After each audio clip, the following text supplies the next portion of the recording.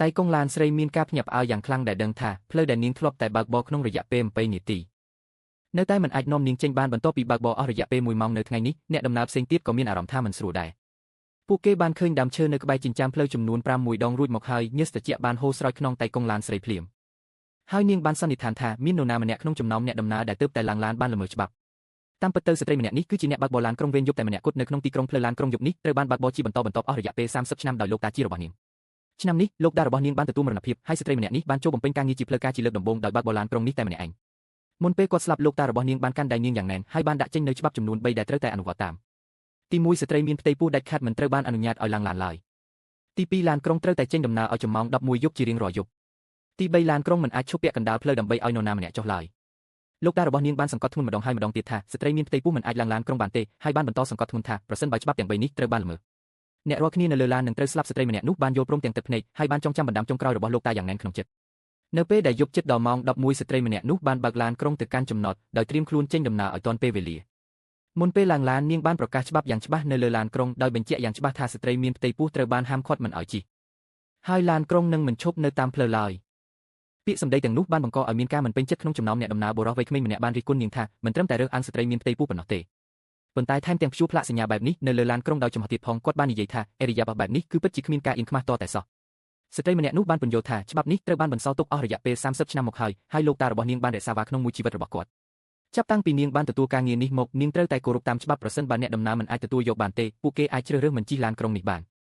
នបុរសវ័យក្មេងម្នាក់នោះបានគំរាមប្តឹងនាងនៅស្ថានីយ៍ឡានក្រុងប៉ុន្តែនៅពេលយប់នេះគឺជាឡានក្រុងតែមួយគត់ដែលដំណើរការទោះបីជាគ្រប់គ្នាមានការមិនសប្បាយចិត្តក៏ដោយក៏ពួកគេគ្មានជំរឿអ្វីក្រៅពីជិះវាដែរ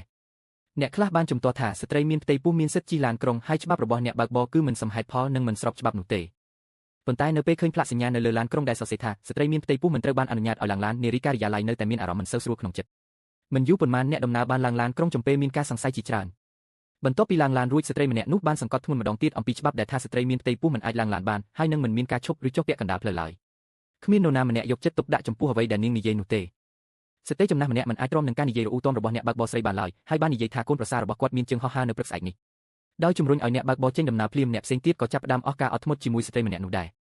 ក្រោមការជំរុញរបស់គ្រប់គ្នាស្ត្រីម្នាក់នោះក៏បានបញ្ឆេះឡានក្រុងនិស្សិតមហាវិទ្យាល័យម្នាក់មានការព្រួយបារម្ភបន្តិចបន្តួចទាំងញាប់ញ័រនាងបានសួរថាតើមានអ្វីកើតឡើងប្រសិនបើមានស្ត្រីមានផ្ទៃពោះនៅលើឡានពិតមែននោះស្ត្រីម្នាក់នោះបាននិយាយថានៅពេលដែលច្បាប់ត្រូវបានល្មើសពួកគេនឹងស្ដាយក្រោយវាយឺតពេលហើយប៉ុន្តែបុរសវ័យក្មេងម្នាក់នោះបាននិយាយថានាងគ្រាន់តែព្យាយាមបំភ័យគ្រប់គ្នាប៉ុណ្ណោះស្ត្រីចំណាស់បាននិយាយថានាងកំពុងគេចវេសពីការទទួលខុសត្រូវក្នុងការបើកបរទោះបីជាមានស្ត្រីមានផ្ទៃពោះឡើងឡានក៏ដោយក៏គ្មានអ្វីកើតឡើងដែរ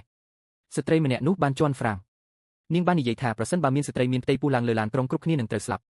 ់ពាក្យសម្ដីទាំងនោះបានធ្វើឲ្យអ្នកដំណើរមានការភ័យស្លន់ស្លោបុគ្គលិកការិយាល័យបានជំទាស់ថាអ្វីដែលស្ត្រីម្នាក់នោះនិយាយគឺគ្មានមូលដ្ឋានវិទ្យាសាស្ត្រតតែសោះ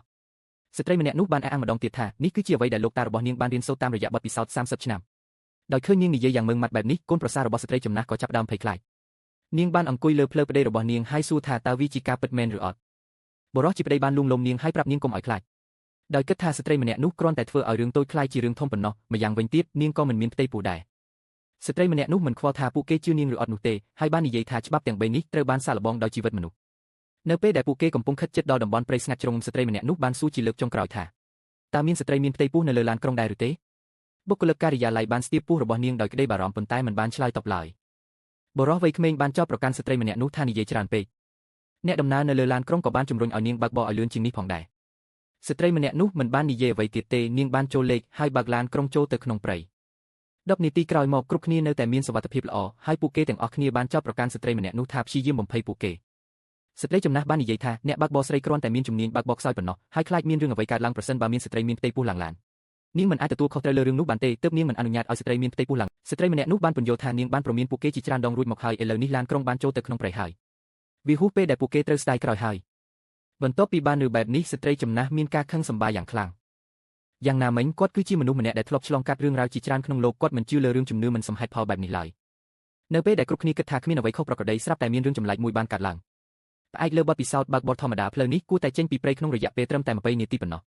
ប៉ុន្តែថ្ងៃនេះបន្ទាប់ពីឡានក្រុងត្រូវបានបើកបរអស់រយៈពេលកន្លះម៉ោងវានៅតែវិលវល់នៅក្នុងព្រៃដ៏ខ្មៅងឹតឯនៅតែគ្មានសញ្ញានៃផ្លូវទម្លុះទៅកាន់គោលដៅហើយក៏គ្មានសញ្ញាថាវាបានចាក់ចេញពីព្រៃតតែសោះអ្នកដំណើរម្នាក់ក្នុងចំណោមអ្នកដំណើរធ្លាប់ជិះឡានក្រុងនេះញឹកញាប់ហើយគាត់បានចង្អុលបង្ហាញថាផ្លូវនេះគឺខុសហើយមនុស្សម្នាចាប់ផ្ដើមមានការភ្ញាក់ផ្អើលភ្លាមស្ត្រីចំណាស់បានចោទប្រកាន់ស្ត្រីម្នាក់នោះដោយកំហឹង ថាបានចិត្តណាបើកខុសផ្លូវនិងបើកវិលវល់ដែលធ្វើឲ្យយឺតយ៉ាវដល់ជាងហោះហើរពេលព្រឹកព្រលឹមរបស់កូនប្រសារគាត់នៅថ្ងៃស្អែកបុរសវ័យក្មេងក៏មានអារម្មណ៍ថាមានអ្វីមួយមិនប្រក្រតីដែរគាត់មានការតក់ស្លុតជាខ្លាំងនៅពេលដឹងថាឡានក្រុងនៅតែបន្តឆ្លងកាត់កន្លែងដដែលម្ដងហើយម្ដងទៀតដើមឈើដែលបានលេចឡើងចំនួន5មួយដងរួចមកហើយវាច្បាស់ណាស់ថាត្រូវបានជាប់នៅក្នុងរង្វង់ដែលមិនអាចគេចផុតបានភាពភ័យខ្លាចដែលមិនអាចពន្យល់បានរីករាលដាលពេញឡានក្រុងទាំងមូលនិស្សិតមហាវិទ្យាល័យបានសួរដោយក្តីបារម្ភថាតើពួកគេបានជួបខ្មោចឡងមែនឬអត់